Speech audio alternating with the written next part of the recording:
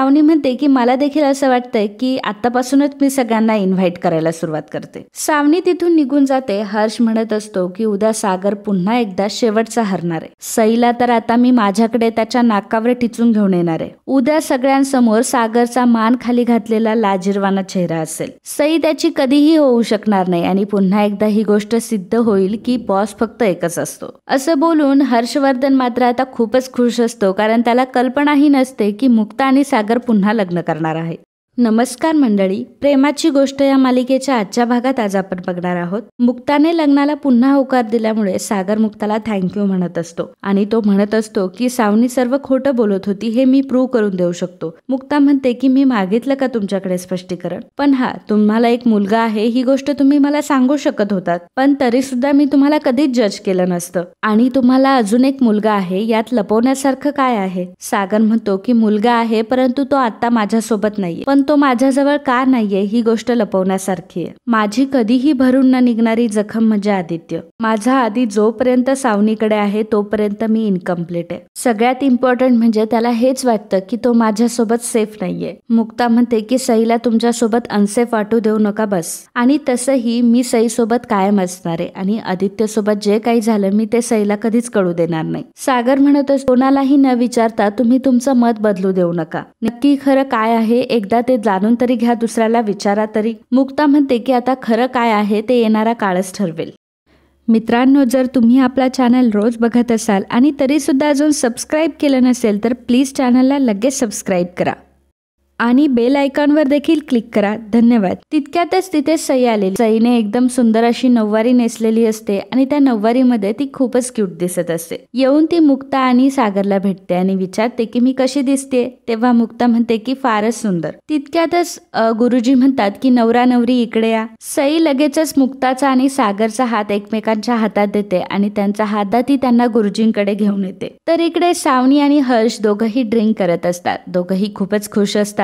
सावनी म्हणत असते की चिअर्स, मुक्ताचं आणखी एक लग्न मोडलं म्हणून। तितक्यातच हर्षला राजश्रीचा कॉल येतो। हर्ष तिला सांगतो की राजश्री, ही केस आपणच जिंकल्यात जमाय आणि तू फक्त आता सेलिब्रेशनची तयारी कर। सावनीला तो सांगतो की सगळे लीगल पेपर आता तयार झालेत आणि सावनी, ही केस आता आपण जिंकणार आहोत। सावनी म्हणते की अरे वा, मग तर आता पार्टी झालीच पाहिजे। हर्ष लगेचच फोन करून सांगतो की उद्या मला पार्टी ठेवायची आहे आणि उद्या पार्टीसाठी मला तुमच्याकडचा बेस्ट बँक्वेट हॉल पाहिजे आणि शक्य असेल तेवढी शॅम्पियन सुद्धा मागून ठेवा। बाकीचं सगळं माझा मॅनेजर तुमच्यासोबत बोलेल। सावनी म्हणते की मला देखील असं वाटतंय की आतापासूनच मी सगळ्यांना इन्व्हाइट करायला सुरुवात करते। सावनी तिथून निघून जाते। हर्ष म्हणत असतो की उद्या सागर पुन्हा एकदा शेवटचा हरणार आहे। सईला तर आता मी माझ्याकडे त्याच्या नाकावर टिचून घेऊन येणार आहे। उद्या सगळ्यांसमोर सागरचा मान खाली घातलेला लाजिरवाना चेहरा असेल। सई त्याची कधीही होऊ शकणार नाही आणि पुन्हा एकदा ही गोष्ट सिद्ध होईल की बॉस फक्त एकच असतो। असं बोलून हर्षवर्धन मात्र आता खूपच खुश असतो, कारण त्याला कल्पनाही नसते की मुक्ता आणि सागर पुन्हा लग्न करणार आहे। मुक्ता आणि सागरचं आता पुन्हा लग्न लागत असतं। गुरुजी मंगलाष्टका म्हणत असतात। सर्वजण अगदी खुश असतात। माधवी मात्र एका कोपऱ्यात बसून खूप रडत असते। फायनली आता तिच्या मुक्ताचं लग्न लागलेलं असतं। तिच्यासाठी तो खरंच खूप आनंदाचा क्षण असतो आणि त्या आनंदाच्या क्षणामध्ये तिच्या डोळ्यातले अश्रू काही थांबत नसतात। तर आता मंगलाष्टका संपलेल्या असतात। गुरुजी अंतरपाठ खाली करतात। तर अंतरपाठ खाली केल्या केल्या लकी आणि मामा लगेचच सागरला उचलायला लागतात। तेव्हा गुरुजी म्हणतात की थांबा,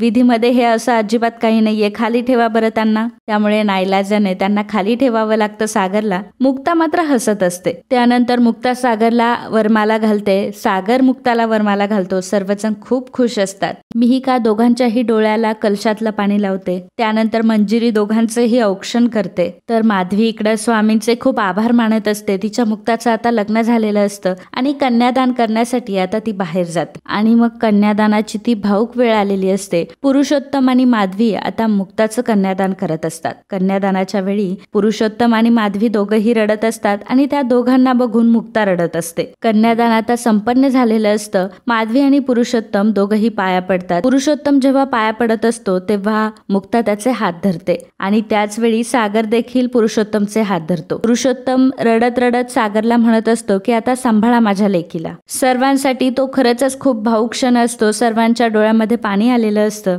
मुलीकडचे आणि मुलाकडचे दोन्ही साईडचे लोक खूपच इमोशनल झालेले असतात। असतात.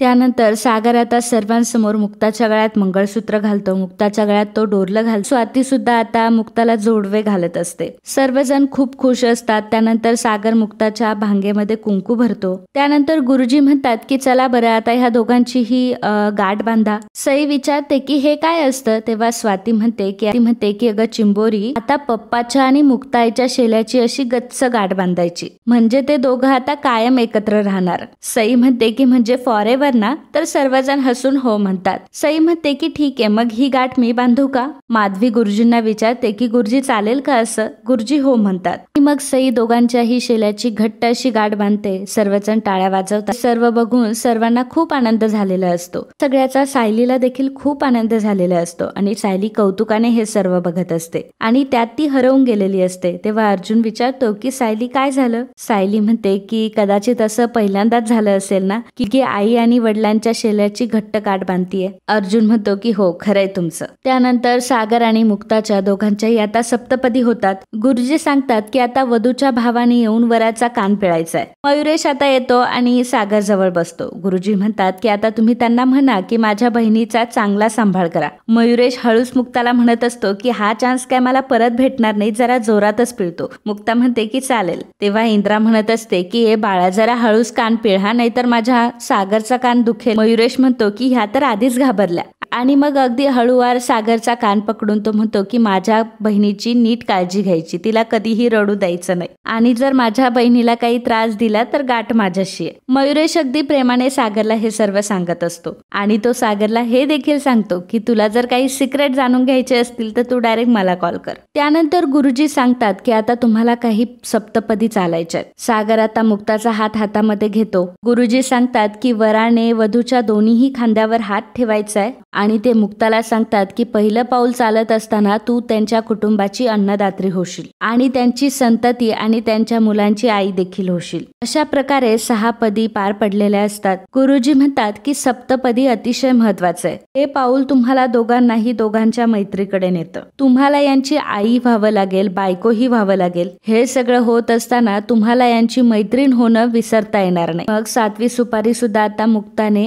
पायाने बाजूला केलेली असते. सप्तपदी आता संपन्न झालेल्या असतात आणि लग्न सुद्धा आता संपलेलं असतं. अर्जुन सायलीला म्हणत असतो की फायनली झालं या दोघांचं लग्न. सायली विचारते की बरं आता निघायचं का? अर्जुन म्हणतो की आता. सायली म्हणते की अहो घरी पूर्णाची वाट बघत असतील ना. अर्जुन म्हणतो की चालेल, मी एक काम करतो, मी नंतर त्याला फोन करून सांगतो. आणि बघ आता अर्जुन आणि सायली दोघंही निघालेले असतात. तर इकडे सागर आणि मुक्ताला एक आरसा दिला जातो आणि दोघांनाही त्या आरशामध्ये बघायचं असतं, परंतु त्यावेळी मुक्ता मात्र फक्त सईलाच बघत असते. त्यानंतर जी वेळ नको यायला होती ती वेळ आता आलेली असते. मुक्ताची पाठवणी आता होणार असते. थोरा मोठ्यांचा आशीर्वाद मुक्ता घेते. कोळी फॅमिलीचा मात्र बँजो चालू झालेला असतो. आणि मित्रांनो आजचा हा भाग इथेच संपतो. पुढील भागात आपल्याला पाहायला मिळणार आहे पुरुषोत्तम आता कोळी फॅमिलीला सांगत असतो की आमची मुक्ता आता तुमच्या घरी येईल. मुक्ताचं घरात असणं आणि हसणं आता दोघंही तुमच्या हातात आहे. इंद्रा मुक्ताला म्हणत असते की आता उजव्या पायाने हे माप ओलांड आणि आतमध्ये ये. स्वाती म्हणते की हो, पण त्याच्या आधी उखाणा घ्यायला पाहिजे. मुक्ता उखाणा घेते की प्रेमळ माहेर हौसईचं प्रेम अबाप. सागरचं नाव घेते आणि ओलांडते कोळींच्या घरचं सुखाचं माप. मुक्ताने खूप सुंदर उखाणा घेतलेला असतो. सर्वजण टाळ्या वाजवतात. तर मित्रांनो असेच प्रेमाची गोष्ट या मालिकेचे डेली अपडेट बघण्यासाठी आताच आपल्या चॅनलला सबस्क्राईब करा आणि व्हिडिओ जर आवडला असेल तर व्हिडिओला लाईक आणि कमेंट करायला अजिबात विसरू नका. धन्यवाद.